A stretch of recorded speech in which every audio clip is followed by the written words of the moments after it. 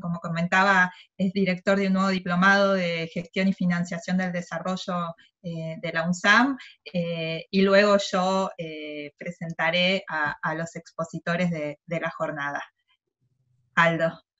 Gracias, Gabriela. Bueno, bienvenidas todos y todos a este seminario sobre desarrollo sostenible, Agenda 2030 y recuperación en el marco del COVID.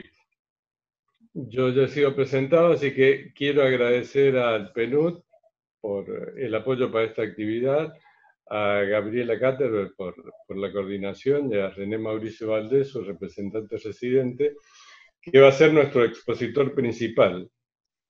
Y agradecer también a LIDAES, nuestra casa, por la organización, y particularmente a Verónica Robert y a Pablo Borch, que van a ser nuestros comentaristas, ambos docentes e investigadores de esta casa. Como decimos, nosotros llevamos adelante en el IDAES este diploma de gestión y financiamiento al desarrollo, que se basa en su aspecto formativo en la Agenda 2030, en la Agenda de los Objetivos de Desarrollo Sostenible de Naciones Unidas, y nos centramos particularmente en sus medios de realización, es decir, cómo es la gestión de estos objetivos. Cómo es su financiamiento, cómo es su aspecto político, institucional, su marco legal, es decir, todo aquello que hace necesario para llevarlo a la práctica. Y bueno, así empezamos nuestro año académico como todo el mundo, y el año académico empezó junto con el COVID. Entonces, si bien desarrollamos nuestro programa, nuestra currícula, esta pandemia que originalmente fue visualizada y es obviamente una emergencia sanitaria, devino muy rápidamente en una crisis socioeconómica y que incluso afecta aspectos de gobernabilidad en mayor o menor medida de acuerdo a los países, y todos estos fenómenos no solamente a nivel de un país o de muchos países, sino a nivel global, incluso lo que es la estructura de la comunidad internacional. De ahí surge la necesidad o la oportunidad de esta actividad, básicamente plantearnos, bueno, ¿dónde estamos en medio de toda esta confusión, de esta vorágine de cosas y sus consecuencias? Preguntarnos también hacia dónde vamos, es decir, si esto nos está arrastrando, nos está llevando, de alguna manera hay un camino que alguien o que estamos determinando entre todos. Y además, bueno, preguntarnos, porque, y sobre todo en un ámbito académico y en este diálogo con Naciones Unidas, hacia dónde deberíamos ir, es decir, si estamos construyendo una agenda y cuáles debieran ser los objetivos de esa agenda. Y por eso, bueno, la convocatoria al PNUD, el PNUD tiene una función integradora dentro del sistema de las Naciones Unidas para el Desarrollo Sostenible, y particularmente en cuanto a la respuesta a la recuperación socioeconómica. Así que bueno, no puede ser más oportuno, y nuevamente agradecemos a los expositores y bueno, damos a todos la bienvenida y esperamos que este ámbito de reflexión sirva sobre todo, como decimos, para inspirarnos en el pensamiento y en la acción futura. Gracias. Bueno, gracias Aldo. Yo voy a presentar a los tres panelistas, comentaristas de hoy y también un poquito la dinámica. Primero presentará su exposición René Mauricio Valdés, quien es representante residente del PNUD en Argentina. René Mauricio Valdés tiene un PhD en Ciencia Política de la Universidad de Toronto. Bueno, como les comentaba, es el representante residente de nuestra oficina del PNUD en Argentina. Previamente se desempeñó como jefe de gabinete de la Secretaría Única para la Agenda Post-2015 de Naciones Unidas en la ciudad de Nueva York. Fue coordinador residente del sistema de ONU y representante residente del PNUD en Guatemala y en Ecuador. Trabajó con PNUD en Colombia, en Nueva York, en Guatemala, en Panamá. Antes de ingresar a la ONU, tuvo a su cargo la dirección de la maestría en Administración Pública en el Instituto Centroamericano de Administración Pública de Costa Rica.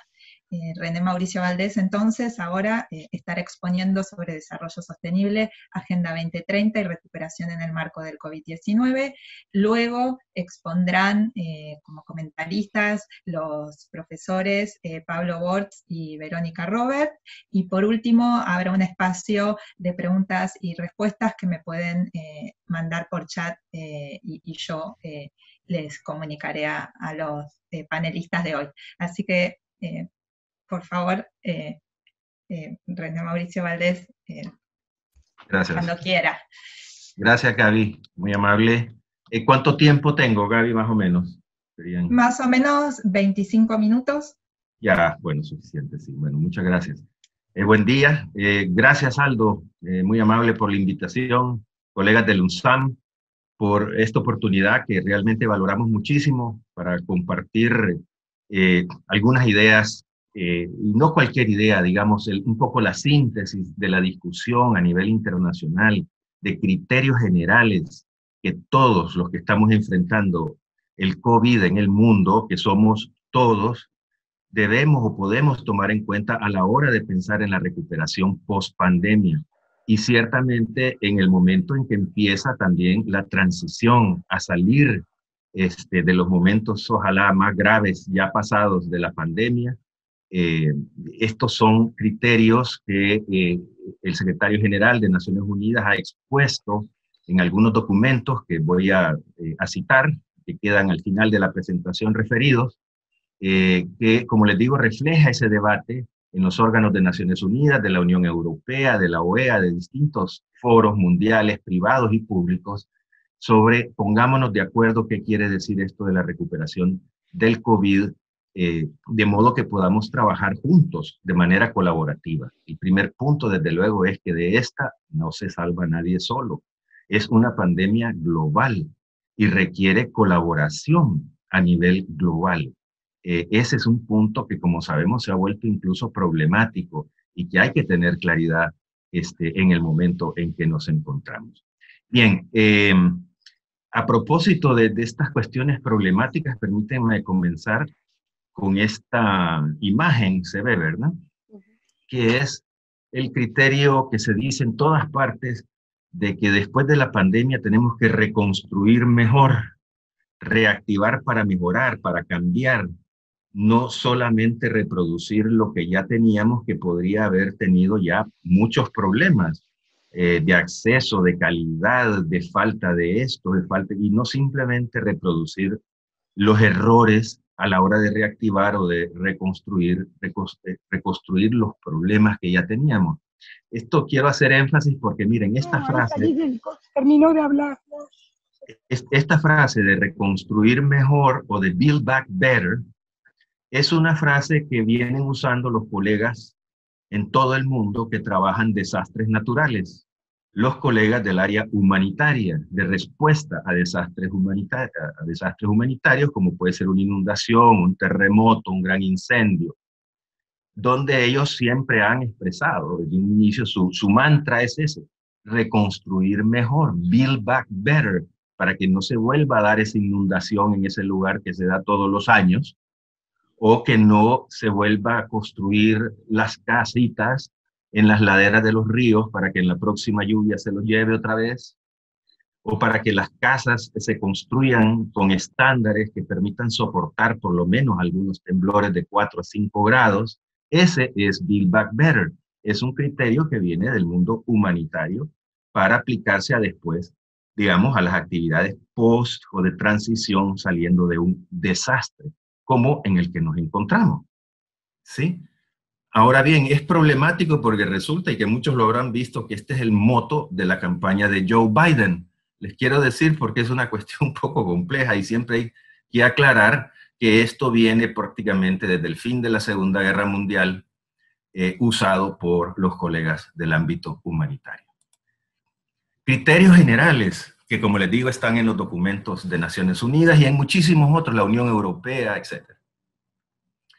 Tomar el primer punto, a ver, los sistemas de salud y de protección social, poner mucho ojo a corregir déficits estructurales que muchos países tenemos, en los sistemas de salud y de protección social y que se han puesto en evidencia ahora con la pandemia. Y algunos países, algunas ciudades rapidito colapsaron y no tienen capacidad para responder a algunos casos dolorosos que conocemos de muy cerca. Entonces, cuando pensemos en salir, un criterio es, bueno, vamos corrigiendo los déficits estructurales de los sistemas de salud y protección social. Esta no será la última pandemia. Esperemos que sea la última, pero seguro no lo va a ser. Y puede ser que vuelva a suceder otra cosa y no estemos de nuevo preparados, que ya francamente sería el colmo. A ver, yo voy a hacer aquí una presentación de criterios muy generales, colegas, digamos, aplicables a una discusión internacional. Después, si quieren, sería bonito que los aterricemos un poco en su relevancia para Argentina, en los comentarios, las preguntas, en fin. Punto 2, el ambiente. ¿Por qué el ambiente? La biodiversidad, el cambio climático, el Acuerdo de París. Porque, colegas, por varias razones, pero empecemos por quizás la más importante. Revisen ustedes el origen de todas las epidemias, virus, que la humanidad sufre y ha sufrido.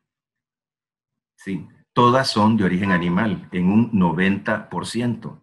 La rabia, el VIH, hagan la lista. Todas, casi todas tienen origen animal y está ampliamente, digamos, documentado, y dentro de poco se va a publicar un documento muy importante en este sentido, aquí mismo en Argentina, en donde se muestra que los virus, que los animales silvestres, una parte de sus defensas son los virus y las bacterias, y cuando su hábitat es destrozado sorpresivamente, ¡boom!, les agarran, transmiten virus y bacterias. Algunos las pueden transmitir en el vuelo, como los murciélagos, que se supone que son el origen del COVID. Hay muchas teorías, ustedes saben, sobre esto, cuál es el origen, que si fueron los chinos, en fin. Lo que sí es cierto es que el COVID, los llamados virus COVID, que son varios, este es el 19, los transmiten los murciélagos, no solo ellos, porque tienen una alta capacidad de convivir con los virus y por el vuelo lo pueden transmitir.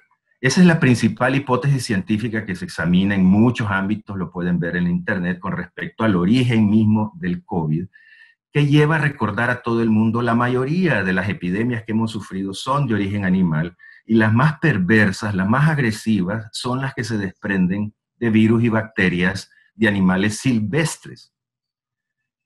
Este es un punto muy importante, la conexión entre la salud de la biodiversidad y la salud humana es importante. Estas son cosas que a veces cuesta pensarlos cuando uno está en emergencia, pero es así. Si seguimos destruyendo los bosques violenta, desordenadamente, nos exponemos nosotros mismos a entrar en contacto fuera de control, sin ninguna, en fin, a virus y bacterias muy peligrosos, que son parte de las defensas del reino animal, por suerte para ellos.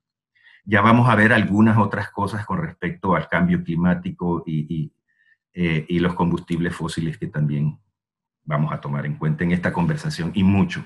El tema de desigualdades y pobreza. La desigualdad se ha venido aumentando, ampliando en el mundo. En el mundo. La pobreza también, pero la desigualdad también. No hay por qué llamarse engaño. El ODS 1 no se está cumpliendo.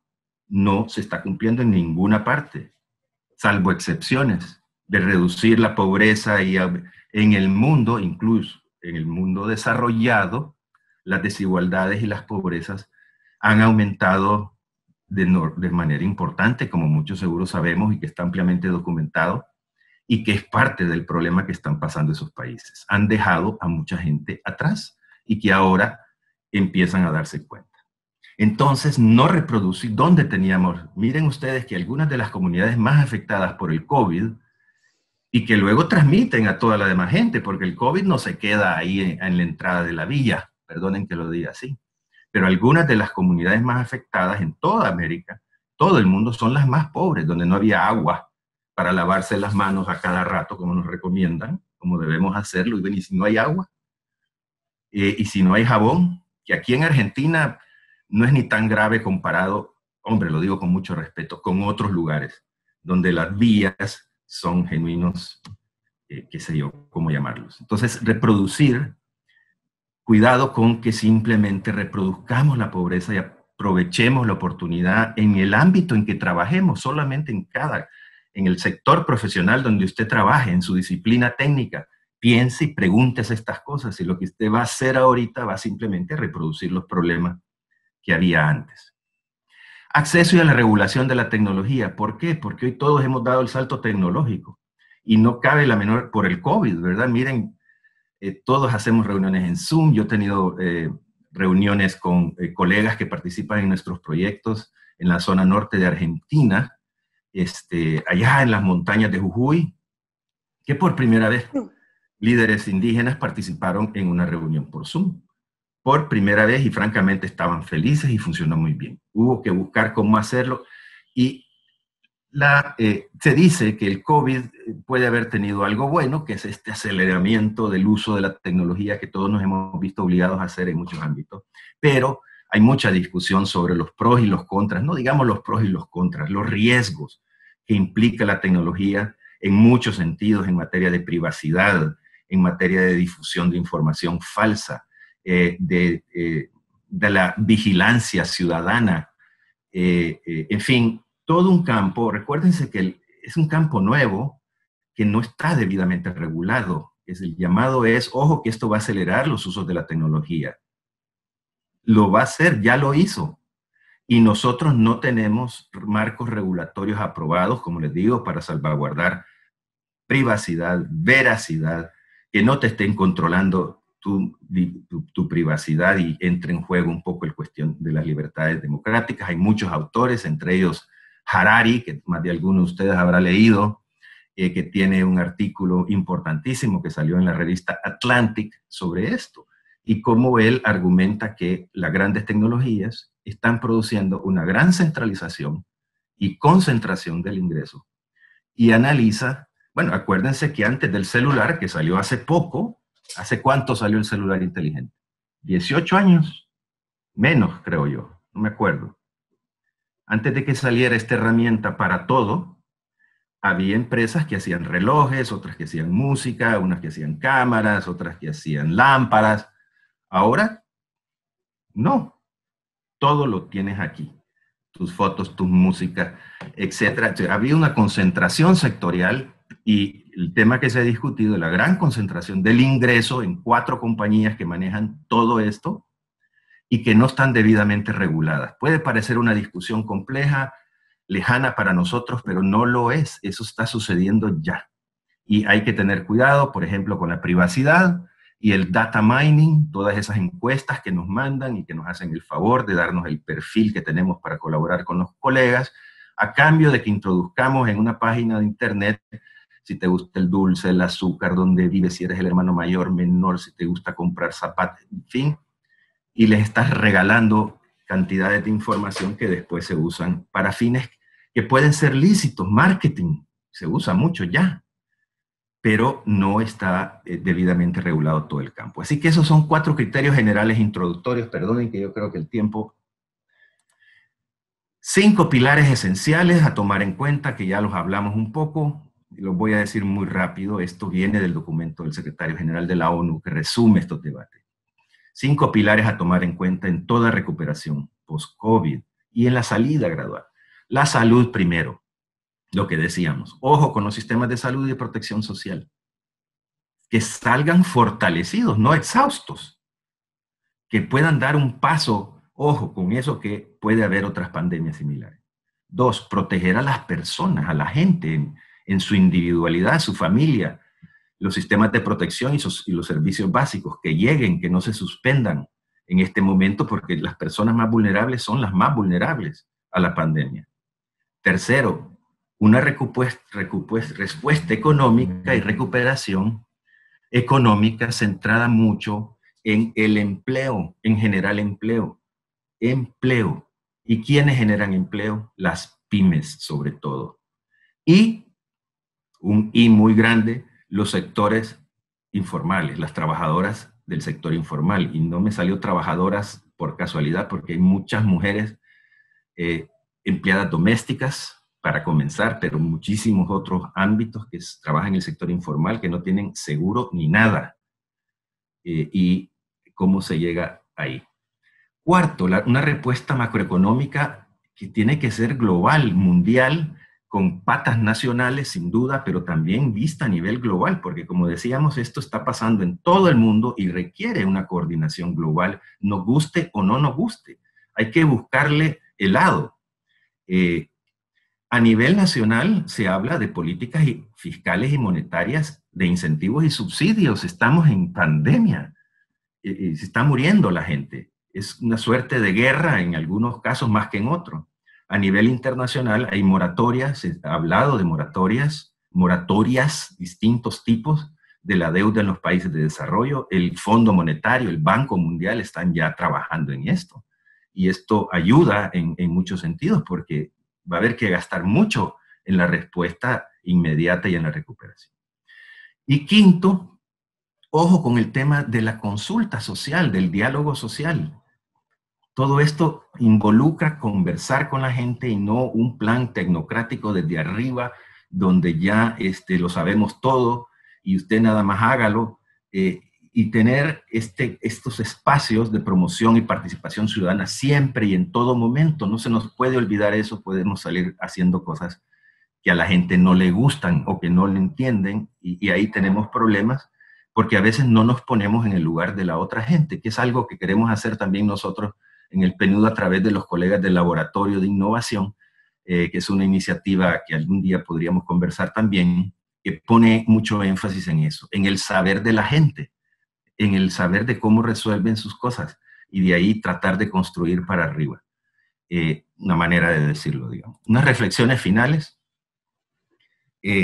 No cabe duda que la salida de la pandemia y la recuperación requiere un rol central de la política pública y de la administración pública, que adquieren esto una, para mí, relevancia más que nunca antes vista, en el sentido, miren, de que, nuestros estados y nuestras administraciones públicas han pasado por periodos difíciles, que las privatizaciones, el ajuste estructural, que sí sirven para esto, no sirven, que son malas, que mejor el sector privado. Bueno, esa discusión que ha afectado a toda América Latina ha dejado debilitadas a las administraciones públicas en espacios donde no se sabe si lo que hace es lo que queremos o no, etc. En la pandemia, no es el mercado el que nos va a sacar, colegas, con mucho respeto. No están para eso. Es la política pública. La política en el sector social, salud, la política económica, la política fiscal, probablemente la política industrial. ¿Es así o no? Una buena política pública, que no quiere decir estatizante o que no tenga interrelaciones con la sociedad, que no se armonice, que no dialogue, que no concerte, pero una política pública de primera es la que se requiere, y una administración pública sin duda que comprenda el rol medular que tiene en esto, y desde luego los programas y las formaciones en políticas públicas para mí adquieren una relevancia de nuevo digo porque pasaron lo que pasó y perdieron interés, pero creo que ahora no hay discusión con respecto al rol primordial de la política pública en todo esto. Y finalmente, el mensaje de siempre de la Agenda 2030, y que me parece hoy más que nunca claro y relevante para la recuperación post-COVID, que el desarrollo sostenible genuino es aquel que combina de manera armoniosa objetivos económicos, sociales y ambientales, siempre, en todo momento y lugar, en políticas micro, meso y macro. Se puede, se está haciendo, es muy interesante, abre una agenda de investigación y de desarrollo científico, tecnológico, no me cabe duda, pero este es otro tema que podemos hablar, los numerosos ejemplos e innovaciones que se están dando en el mundo para lograr esto. Que no nos choquen los objetivos que nos ponemos en lo económico con los objetivos que nos ponemos en lo ambiental o en lo social, o viceversa, que nos focalizamos a veces solo en objetivos sociales y dejamos por ahí los objetivos económicos y ambientales. Y ahí es donde las cosas se vuelven insostenibles, más tarde o más temprano. Colegas, les agradezco a todos. Estos son los documentos que decía.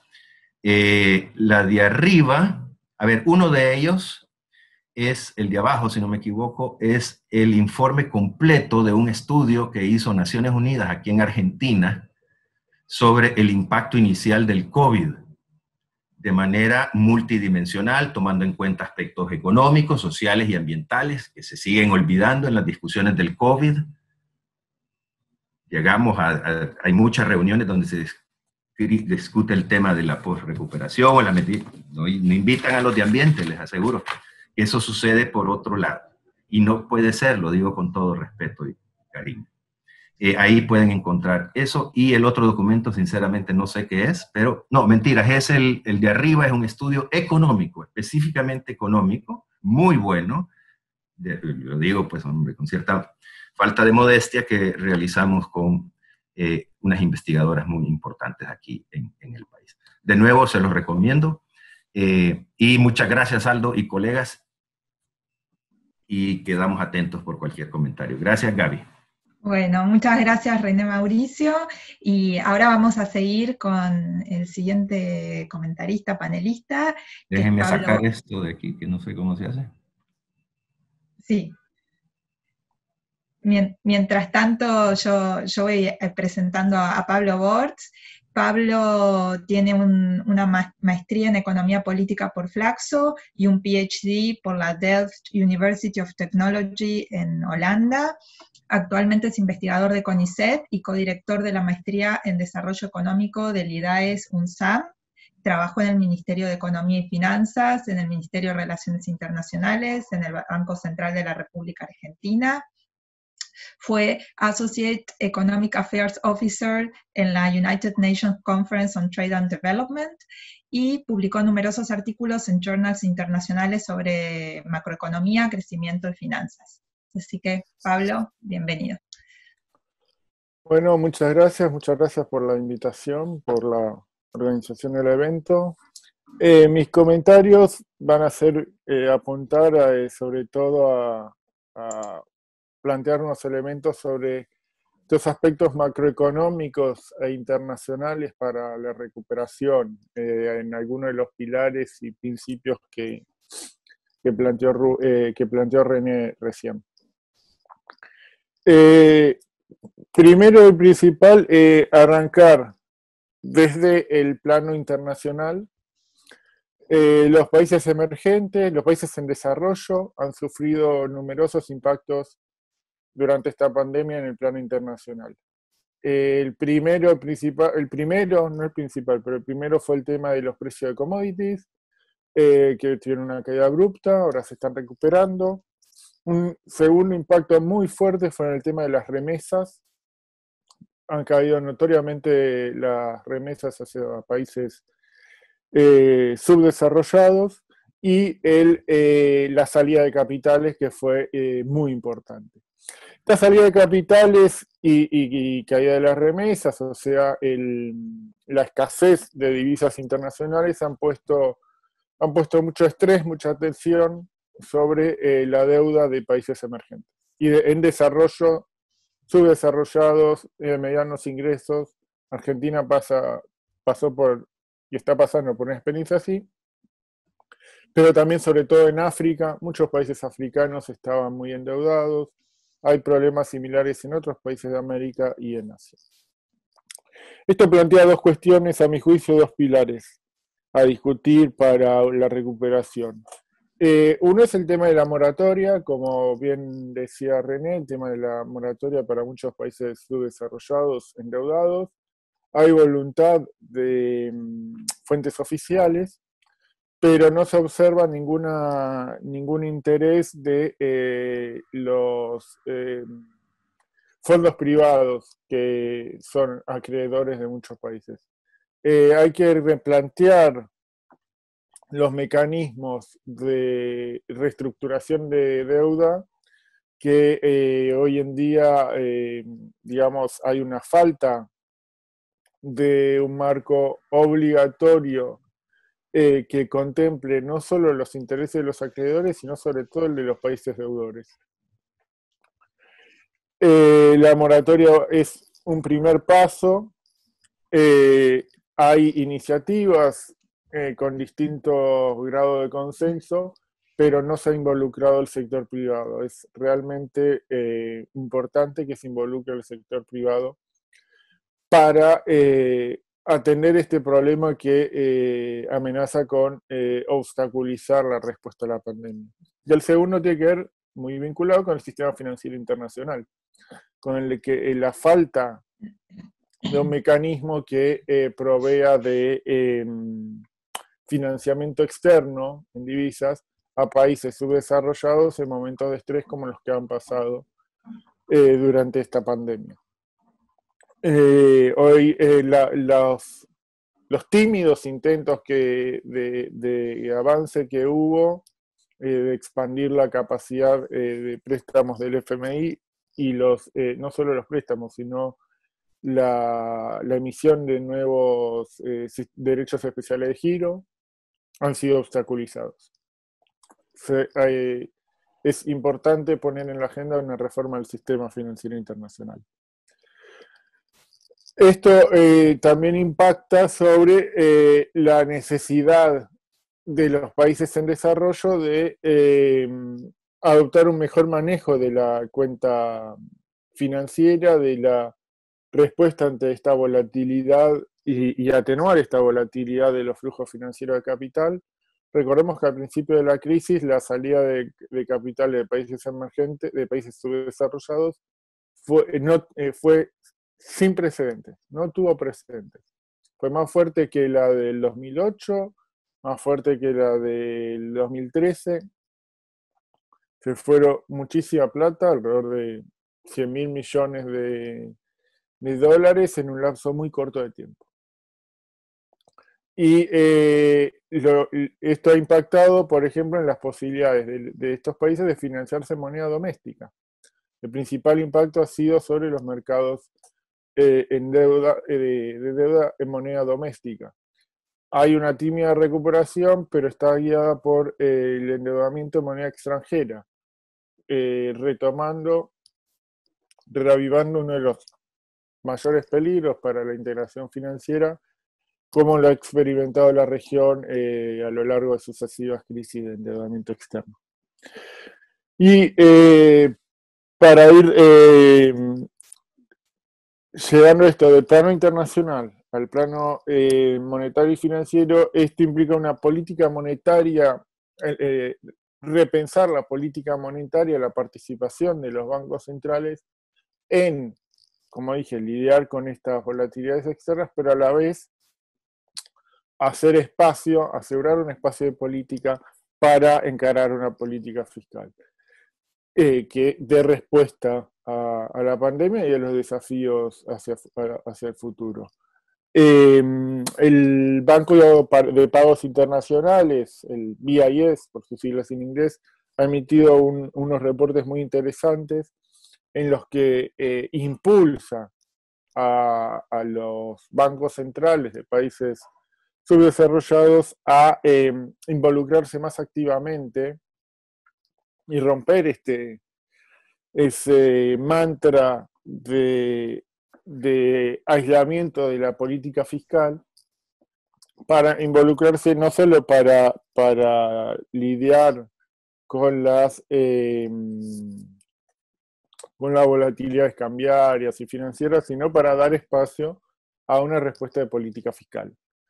Una política fiscal que, en línea con lo que planteaba René, debe estar orientada a el desarrollo económico, social y ambientalmente sustentable. Una política fiscal que tenga en cuenta las heterogeneidades que presenta, en el caso de América Latina, la región. Ya va a hablar, imagino, Vero más sobre estas heterogeneidades. Pero es importante dentro de este marco, yo quiero resaltar dos principios. El primero es la necesidad de una activa política fiscal. La austeridad agrava y no resuelve los problemas. sino que los agrava. El segundo punto que personalmente quiero enfatizar es la necesidad de una activa inversión pública. Es muy, muy importante la inversión pública para asegurar estos criterios económicos, sociales y ambientales para el desarrollo. La inversión pública es la que tiene mayor efecto multiplicador, según las distintas estimaciones, y es la que también tiene el mayor efecto transformador. Así que, para su desarrollo, también requiere el análisis integrado de los planos financieros internacionales, sistema financiero internacional,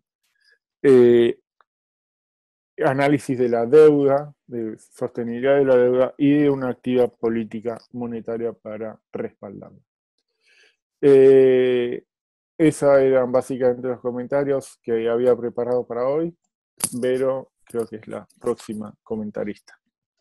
Bueno, muchas gracias Pablo, y voy a presentar ahora a Verónica Robert, que es doctora en Economía de la Universidad de Buenos Aires, actualmente es investigadora adjunta del CONICET, secretaria de investigación de IDAES-UNSAM y directora del Centro de Estudios Económicos del Desarrollo de IDAES-UNSAM. Sus intereses de investigación abarcan innovación, cambio tecnológico y desarrollo económico, y ha publicado en importantes revistas internacionales como Structural Change y revistas nacionales como Desarrollo Económico. Así que bueno, bienvenida Verónica. Bueno, muchas gracias Gabriela por la presentación. Y muchas gracias Gabriela y Aldo por la organización de este seminario, y a René por su presentación previa. La verdad es que es muy estimulante participar de este seminario, porque nos obliga a poner la vista en el mediano y largo plazo, pero desde la coyuntura, ¿no? Y esto, que la verdad que es un ejercicio que a veces, o sea, fuera de tiempos de pandemia, uno los tiene como disociados, ¿no? Por un lado, tenemos un montón de gente que piensa en el problema del crecimiento y en el largo plazo, y un montón de gente que está atendiendo los problemas coyunturales. En este momento creo que hay una convergencia necesaria, y creo que, bueno, la presentación de René justamente resalta la importancia de esa convergencia. Mis comentarios están asociados fundamentalmente a las cuestiones productivas, de tratar de poner en perspectiva local cuáles son los desafíos en materia productiva que está trayendo COVID. Y bueno, y además me gustaría también nuevamente pensar que estos problemas productivos no son problemas que surgen con COVID, sino que son, como decíamos, problemas preexistentes, y que hay que entenderlos desde una perspectiva de mediano y largo plazo. Entonces, antes de eso me gustaría también hacer algunos comentarios generales. Yo creo que los desafíos que está planteando la pandemia hoy en el mundo y en el país tienen que ver con desafíos que vuelven a poner al Estado en el centro de la escena para la superación de la crisis. Creo que la crisis está demostrando que la organización coordinada desde el sector público es la herramienta de respuesta más importante para superar la crisis, para minimizar el impacto, para minimizar las muertes que esta pandemia nos está trayendo. En ese sentido, me parece que creo que hay que construir nuevos consensos en torno a lo que es el Estado, al rol que tiene el Estado en dar soporte, en dar los parámetros necesarios para plantear un sendero de desarrollo, pero no solamente meramente en lo regulatorio, no es meramente un Estado regulador, sino que tiene que ser un Estado presente en la acción, en la capacidad de ejecutar acciones concretas que permitan resolver los problemas más acuciantes. Por eso también me parece que es importante que que además de tener un replanteo en torno al rol del Estado, también hay un replanteo, o nos obliga a pensar un replanteo en torno a la planificación. Y creo que ahí, ¿qué es lo que sucede con los sistemas de salud? Y qué es lo que el COVID cómo el COVID ha puesto en jaque a los sistemas de salud, nos obliga a pensar en que la planificación no puede ser meramente una planificación en torno a los incentivos de mercado, no puede estar guiada exclusivamente por los incentivos de mercado, no podemos dejar la tarea de elegir cuántos recursos disponer a diferentes actividades a los incentivos de mercado, porque lo que vemos es que los mercados no pueden prever pandemias. Así como los mercados tampoco pueden prever o pueden evitar que la temperatura del mundo se eleve. O sea, el desafío del cambio climático también nos pone en jaque los límites del mercado como único instrumento para la asignación de recursos. Y el COVID nuevamente me parece que hay un nuevo consenso en torno a eso. Es un consenso, por otro lado, que ya se venía perfilando de años anteriores, pero que ahora se reafirma aún más.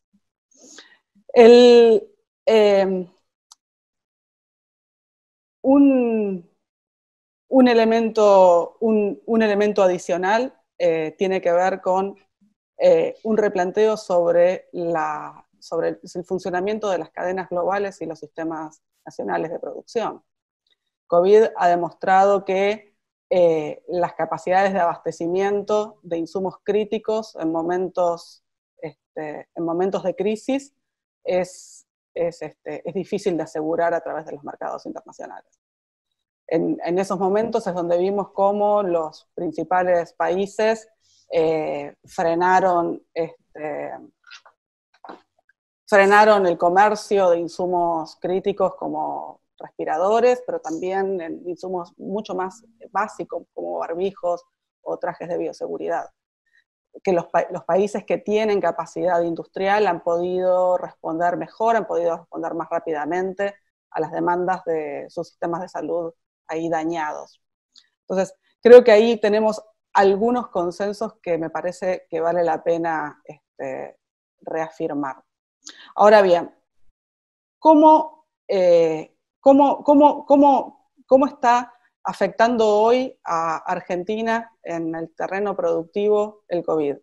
Bueno, en primer lugar hay que decir que Argentina llega a esta crisis de pandemia con más de 2 años de retroceso productivo, con 2 años en los cuales el cierre de empresas se mantuvo firme y elevado, y cuando llegamos a la crisis no estamos en la mejor posición, no estamos en las posiciones más sólidas en lo que refiere a materia de producción, ¿no? También tenemos 2 años, tenemos casi 5 años de retroceso en los mercados internacionales o más, ¿sí? O sea, tenemos ahí debilidades en el sistema productivo nacional, que si bien en algún momento supo ser una fortaleza de Argentina frente a otros países de la región,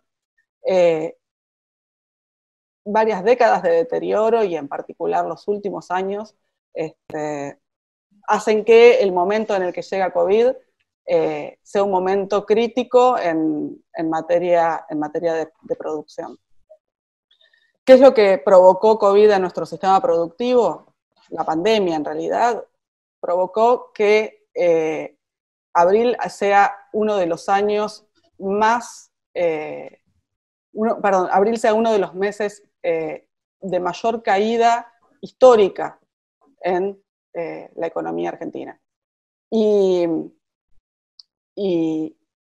probablemente el 2020 también sea uno de los años de mayor caída económica de la Argentina. Esa mayor caída económica está relacionada con un menor nivel de actividad que está asociado a las medidas de aislamiento, pero también está asociado a la crisis que genera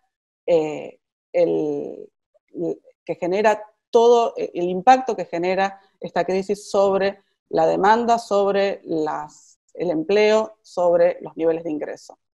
Ahí el Estado argentino ha tenido un rol fundamental en sostener estos niveles de ingreso. Entonces ahí algunos de los puntos que mencionaba René en su presentación, la salud primero, proteger a las personas y respuestas a las pymes y sectores informales, creo que han sido 3 ejes centrales en la política pública argentina de respuesta a COVID. La salud primero, claramente, el hecho de tomar tempranamente medidas preventivas de aislamiento social permitieron fortalecer fuertemente los sistemas de salud locales que venían fuertemente deteriorados. Eso permitió que el grueso en el pico de la curva de contagios, tener un sistema de salud más fortalecido. En segundo lugar, proteger a las personas. Frente a las medidas de aislamiento, muchas personas quedaron sin capacidad de poder tener ingresos, ya sea porque sus trabajos se vieron afectados, o bien porque, como también decía René, muchos trabajos informales no pudieron mantener nivel de actividad.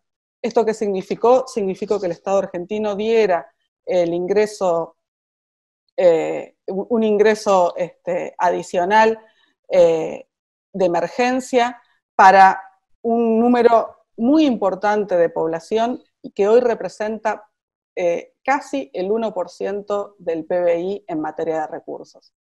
Es decir, es un elemento central para sostener niveles de ingreso en una población que no tiene otra fuente de ingreso más que su trabajo en actividades formales o informales. Además de esto, el gobierno implementó un conjunto de políticas tratando de contener el efecto sobre el empleo. ¿Qué es lo que hizo? Implementó fundamentalmente los programas ATP, ¿sí?, de asistencia al trabajo, a través del cual canalizó el pago de salarios de todas las empresas del país. Esto significa empresas pymes, empresas medianas e incluso empresas grandes que tenían dificultades para poder pagar a sus trabajadores.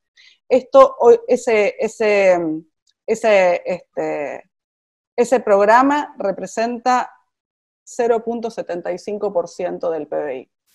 También dio, a través del crédito, una ayuda muy importante, con créditos a tasa del 24%, que llegan a empresas pymes y también a monotributistas y a otro tipo de empresas, a monotributistas con mejores condiciones todavía, representando cerca del 2% del PBI. Y si sumamos todas las ayudas públicas establecidas en el marco de la pandemia, llegamos a 6.73% del PBI de ayuda pública. Es decir, fue necesaria esta ayuda enorme para sostener.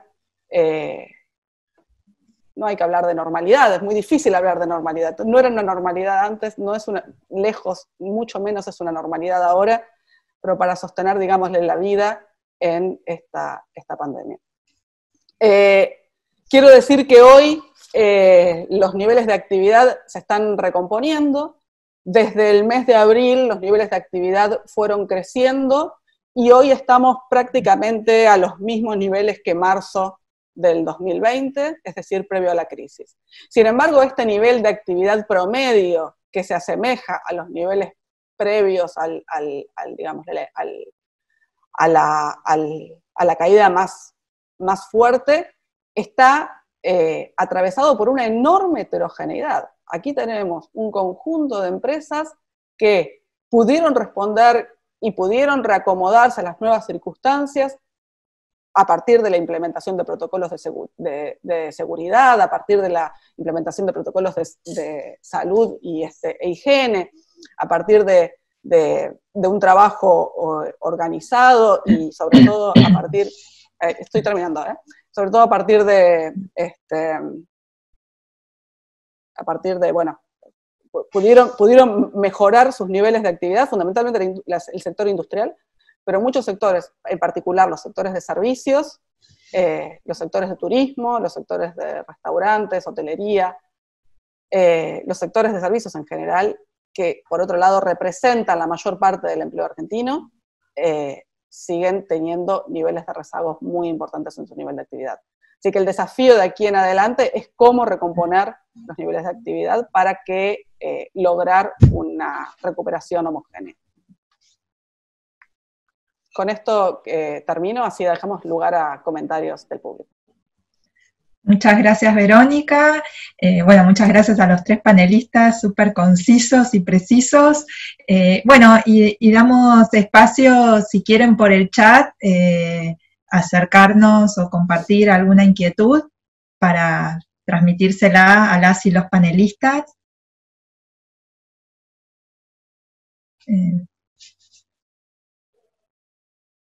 Dejamos, a ver, uno o 2 minutitos.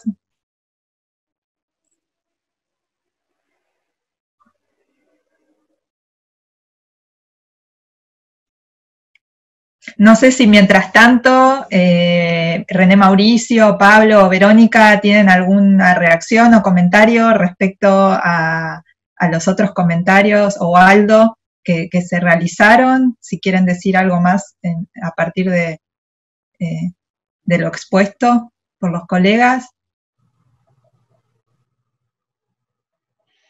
Bueno, en nuestro caso, creo que confirma la característica multidimensional, digamos, de esta pandemia, y por lo tanto, la necesidad de una respuesta integral, que como decía René Mauricio, incorpore no solamente las cuestiones que hacen a la salud, a los problemas de igualdad, protección social, sino tan claramente ligados a cuestiones ambientales, a cuestiones financieras, como definía Pablo, y también, como decíamos, la necesidad de políticas públicas, ¿no? De políticas públicas, en primer lugar, lo vimos con el sistema de salud, la necesidad de una salud pública, pero bueno, de ahí en más lo vamos extendiendo y vemos que es capital el rol de las políticas públicas, que necesitan de consenso, que necesitan de diálogos. Yo veo a veces, o vemos todos en la prensa, en muchos lugares, no solamente aquí en Argentina, en muchos países, unas críticas muy, muy duras a lo que está ocurriendo, y bueno, yo creo que de alguna manera canalizan la frustración que todos tenemos por situaciones muy complicadas, pero realmente las políticas públicas son complejas y requieren de mucha participación, de mucha decisión política y también de mucho insumo, que es, bueno, lo que estamos tratando de promover y de discutir aquí en el ámbito académico.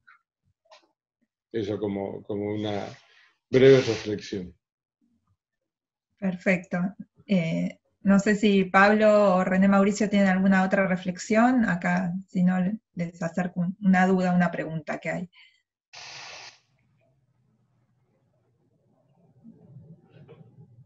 Gaby. Hola. Yo tendría tal vez un comentario. Me escucha, ¿verdad? Solo sobre el tema ambiental.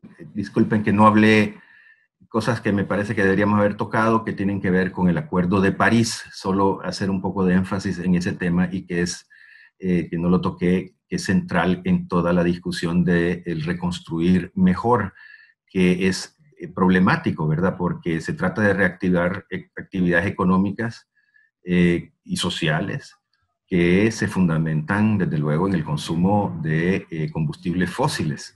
Y nuestro compromiso es ir manejando mejor ese tema de aquí en adelante. Y es muy difícil por la inercia, porque el petróleo está baratísimo, por esto y por lo otro, pero es un factor que debemos tomar en cuenta. Creo que en el caso de Argentina, a nivel macro, global, tiene ventaja porque es un país que es un pequeño emisor relativamente, 0,1% se estima que es las emisiones de gases de efecto invernadero de CO2 de Argentina a nivel global. No es un gran emisor, pero tiene altas emisiones, y subrayo altas, per cápita.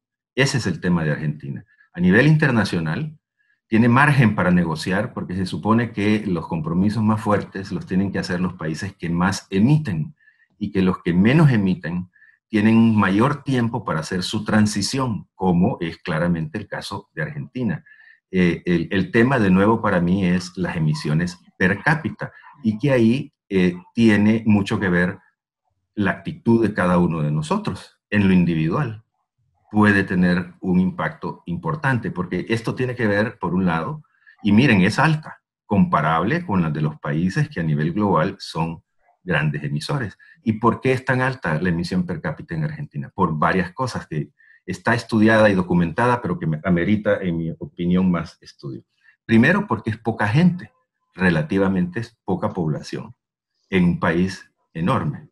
Eso es un factor, sin duda. El segundo es porque el consumo de energía per cápita es alto en las ciudades, es decir, urbano, y Argentina es mayoritariamente urbana. El consumo per cápita de energía es alto y es en su mayoría de origen fósil, ¿sí? Hay, y ha crecido mucho, muchísimo las energías limpias en Argentina, donde hay un potencial francamente excepcional. Por ejemplo, en la Patagonia tienes los mejores vientos que se te puedan ocurrir para generar energía eólica. Y en el norte, ahí por Jujuy y otras zonas, tienes una de las zonas del planeta Tierra con mayor radiación solar. Y por eso Jujuy ha estado tratando de invertir en eso, es por otra cosa. Ahora hay que ver cómo se resuelven otros problemas que ya se van a resolver y que se pueden resolver. En todo caso, ese es otro punto importante.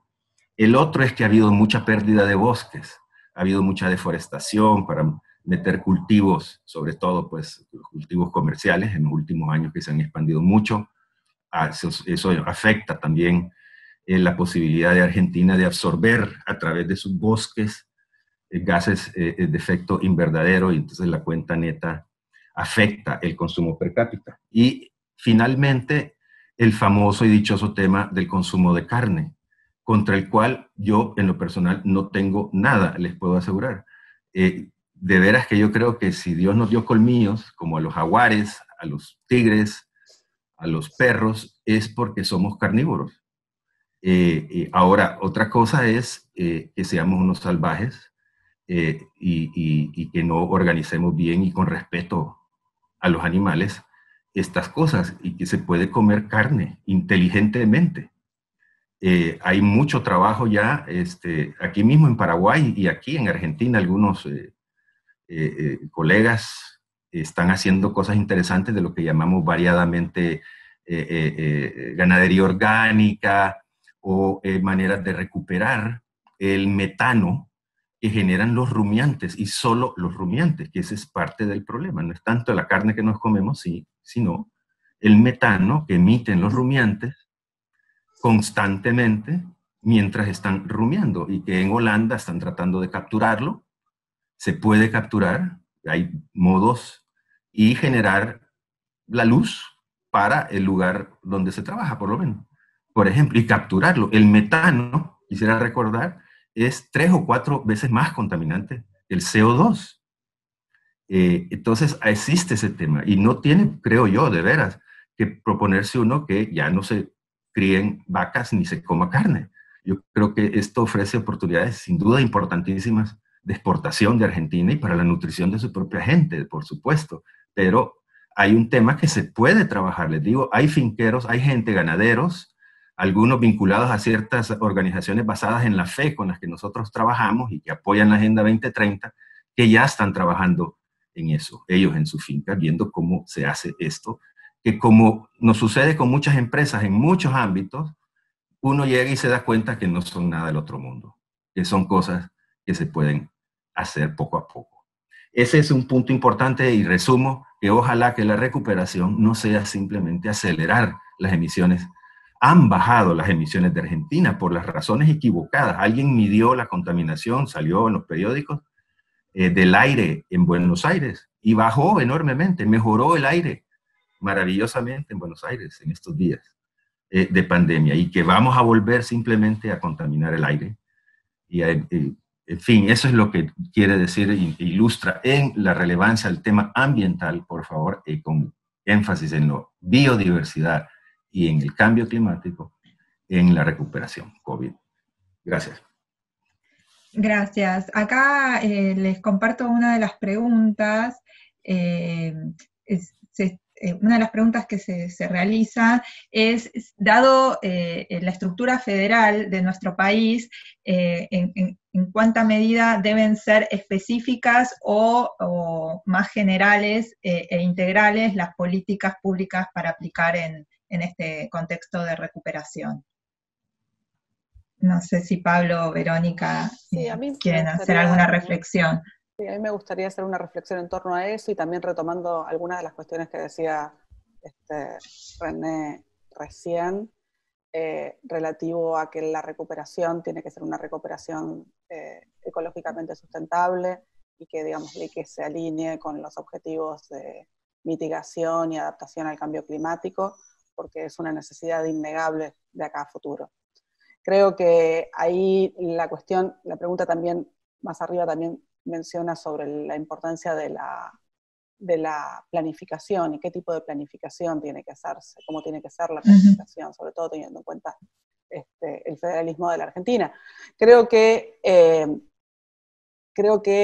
esto Europa lo viene haciendo en los últimos años, el desarrollo de políticas orientadas por misiones, son herramientas útiles para pensar cómo se planifica también desde una perspectiva, con prospectiva, ¿no? Cómo se planifica y cómo se integran a los diferentes actores, a las diferentes regiones, a los diferentes sectores en esa recuperación que tiene que ser, sin lugar a dudas, ecológicamente sustentable.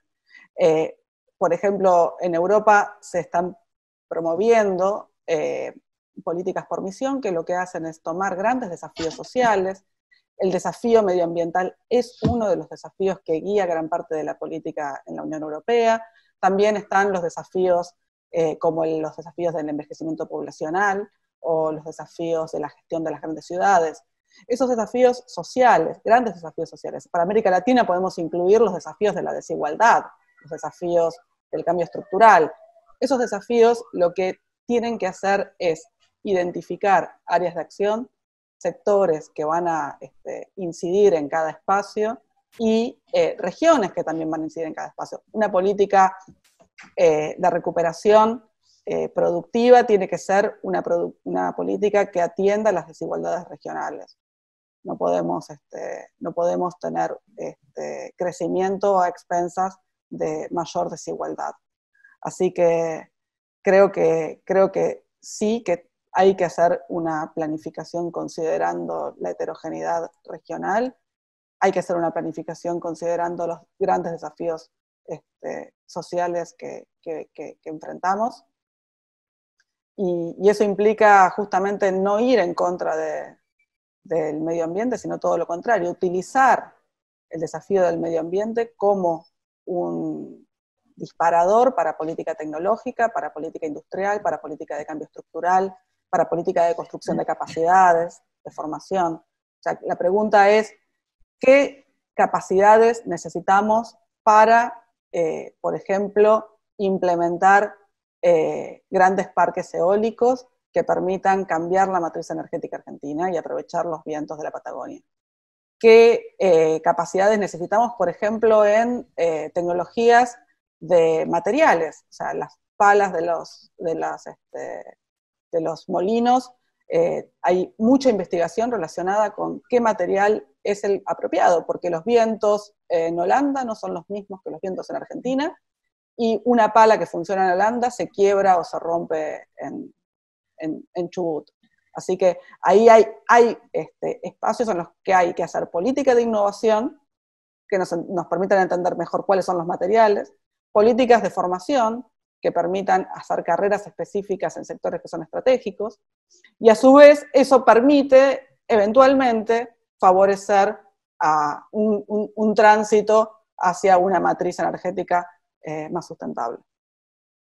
Bueno, muchas gracias y ya vamos a ir cerrando el encuentro. Entonces, para finalizar, les quería preguntar si Aldo, Pablo, Verónica o René Mauricio tienen algún otro comentario final. O sea, Vero dijo casi todo lo que yo quería decir y mucho más. Creo que el tema ambiental en Argentina tiene que ser encarado también, para agregar, con dos perspectivas, con una perspectiva federal. Las posibilidades energéticas argentinas son muy diversas y están muy distribuidas. También el agro mismo puede colaborar a partir de proyectos de biomasa, por ejemplo, que también requieren desarrollo de capacidades y pueden servir para, sobre todo, estuve viendo un poco el tema, para ciudades más chicas, puede ayudar muchísimo en ese sentido. Y el segundo tema es con un criterio que vea el tema de las exportaciones, el tema del impacto en la balanza de pagos, que ayude, que implique, digamos, diferenciación de producto y que ayude a desarrollar capacidades y de productos y competencias orientadas a la exportación, que es un factor muy, muy importante para este país y para la región en general. Y Bueno, gracias. agradecer la invitación nuevamente. Gracias Pablo, gracias Verónica, muchas gracias René Mauricio, gracias Aldo, y así como vos diste la apertura, la bienvenida Aldo, te doy la palabra para que cierres este espacio. Bueno, muchas gracias a todas y todos. Yo creo que se han discutido gran parte de los temas centrales de nuestra realidad hoy y desde nuestro punto de vista, digamos, desde el punto de vista de la academia y de lo que nosotros hacemos en este diplomado, que es precisamente formar y capacitar en gestión y financiamiento del desarrollo. Bueno, todo esto tiene que transmitirse en insumos precisamente para eso, para reflexión, formación y acción. Así que muchas gracias a todas y a todos. Bueno, hasta la próxima. Gracias. Muchas gracias por la invitación, muy bueno participar en esta mesa.